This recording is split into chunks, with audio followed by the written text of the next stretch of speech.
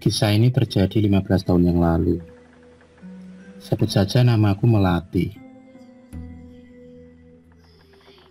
Cerita ini bermula dikala aku lagi putus cinta.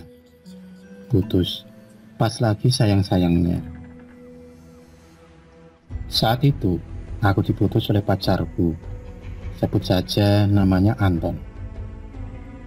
Yang kurasakan, dia jahat sekali kepadaku. Kenapa dia putuskan aku di saat aku lagi sayang-sayangnya kepada dia? Mungkin hal seperti ini tidak cuma aku yang mengalaminya. Pasti kawan-kawan semua penonton band history juga pernah mengalami lika-liku tentang cinta. Waktu itu hatiku terasa remuk redam, seperti disayat-sayat. Hatiku hancur hingga semua berubah. Makan gak enak, minum gak seger, tidur gak nyenyak. Pokoknya lengkap deh penderitaan yang kurasakan saat itu. Rasa yang campur aduk kayak permen nano-nano. Hari-hari yang kujalani terasa sepi, kosong dan hampa. Mungkin itulah cinta, deritanya tiada akhir. Teman-temanku sampai khawatir dan bingung dengan keadaanku saat itu. Aku yang dulunya gadis cantik periang, malah berubah jadi gadis cantik yang pemurung. Ini semua gara-gara kamu. Iya kamu.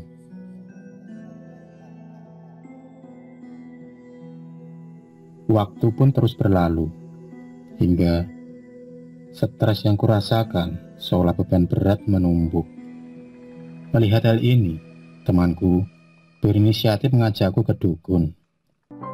Akhirnya, temanku membawa juga aku ke seorang dukun. Oh iya, sebut saja temanku namanya Ani. Ketika itu, aku dibawa oleh temanku itu ke seorang dukun. Seorang nenek tua yang usianya sekitar 150 tahunan. Katanya sih. Aku dibawa ke rumah nenek itu yang berlokasi di Tambun Cibitung, Bekasi. Temanku bilang, di rumah nenek itu hanya ada nenek itu dan kucingnya. Kami pun sampai juga di rumah nenek tua itu. Sebut saja namanya Mbak Sarni.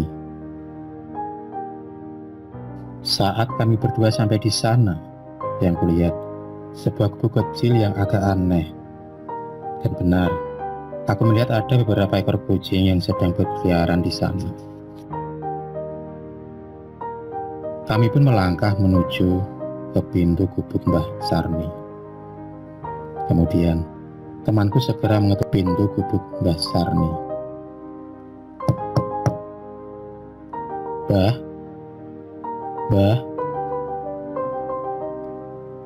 Suasana saat itu terasa sepi dan dingin. Sebentar kemudian, pintu pun dibuka dari dalam. Dan kulihat seorang nenek tua berdiri di hadapan kami. Nenek tua itu segera mempersilahkan aku dan temanku masuk ke dalam gubuknya. Sedikit ada keraguan sih, tapi akhirnya aku ikut juga masuk ke dalam gubuk Mbah Sarni. Temanku kemudian mengenalkan aku kepada Mbah Sarni. Dan seterusnya, temanku segera mengutarakan maksud kedatangan kami, yaitu meminta bantuan kepada Mbah Sarni agar bisa membuat aku melupakan mantanku. Mbah Sarni pun mengiyakan akan membuat aku bisa melupakan mantanku. Setelah semua selesai, aku dan temanku berpamitan pulang. Hari pun berganti. Alih-alih aku melupakan mantanku, yang ada aku malah dibikin gila sama nenek tua itu. Ternyata aku malah mau dijadikan tumbal untuk memperpanjang umurnya.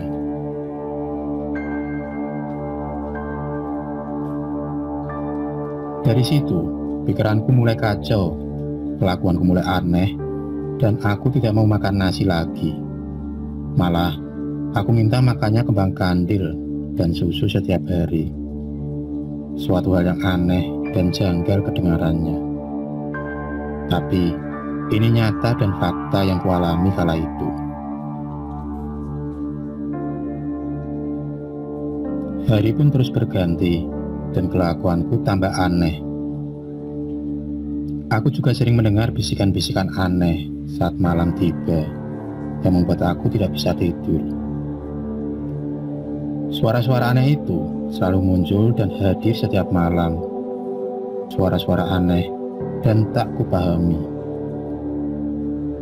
Aku semakin tersiksa dengan hal ini. Hari-hariku semakin terasa menyiksa dan menyesakkan.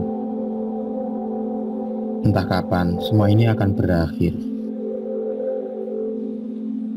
Yang paling menakutkan, ternyata rohku telah dibawa ke alam siluman, di mana di alam itu terdapat ular-ular besar, dan aku tersesat di sebuah hutan di sana.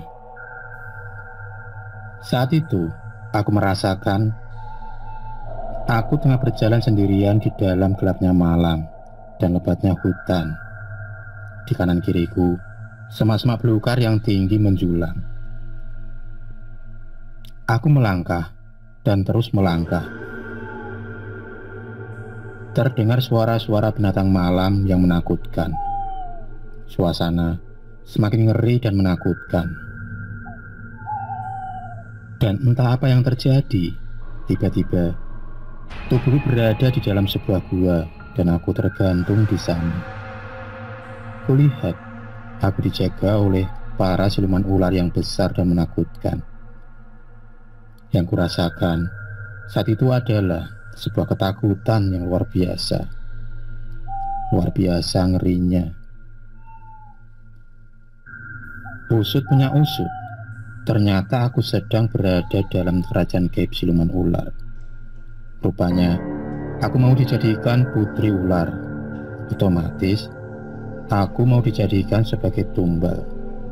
Entah tumbal apa, aku juga tidak tahu. Yang ku tahu, siluman-siluman ular itu tidak mau melepaskan rohku.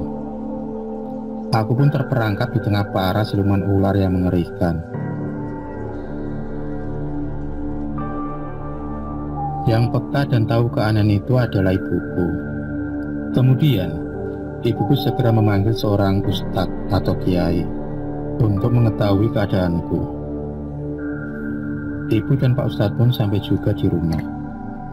Setelah mereka masuk, Pak Ustadz ternyata sudah merasakan ada hal yang aneh di dalam rumahku. Dan Pak Ustadz pun kemudian memeriksa tubuhku dengan mata batinnya. Ternyata, menurut Pak Ustadz, rohku sudah berada di Gunung Putri Bogor. Disebutkan, aku mau dijadikan sebagai tumbal.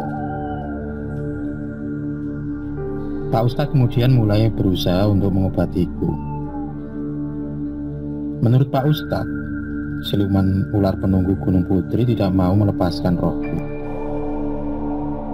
Rupanya, Pak Ustadz tahu semua ini dan dari mana sebab ini terjadi. Rupanya, semua ini adalah ulah nenek tua itu, nenek sihir yang ingin menjadikanku sebagai tumbal. Ternyata, nenek sihir itu memang sudah lama dan memang suka dan sering sekali menumbalkan anak gadis untuk memperpanjang umurnya.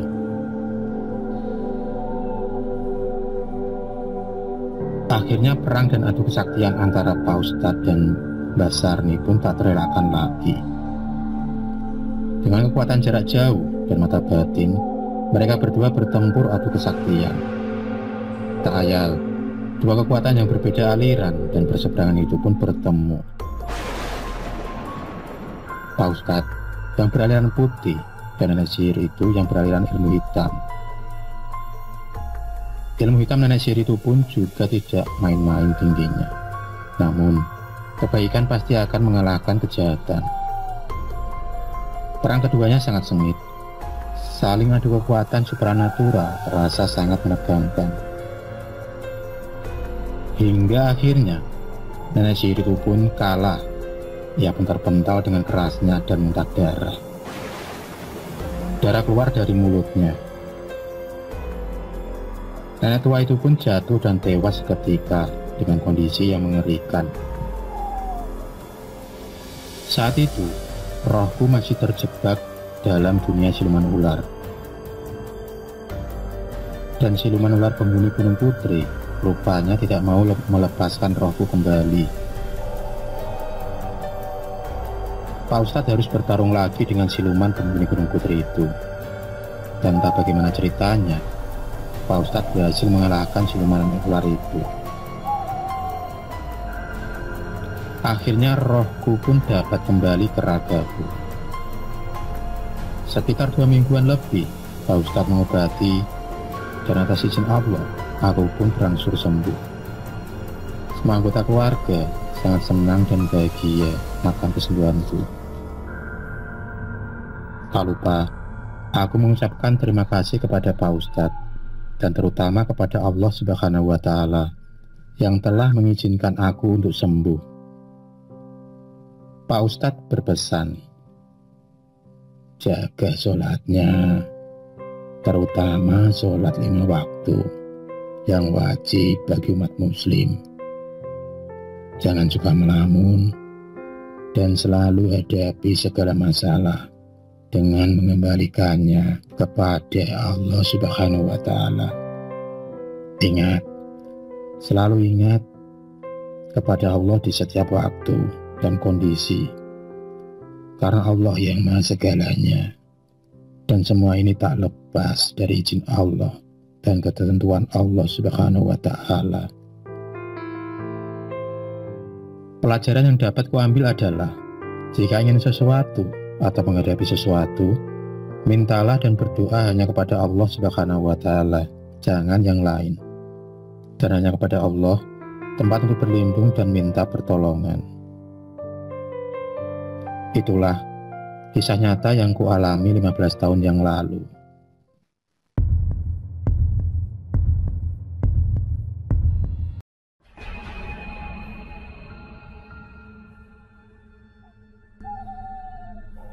Terima kasih sudah menonton video cerita bergambar ini. Klik subscribe untuk terus mendapatkan video-video cerita bergambar selanjutnya. Semangat berkarya.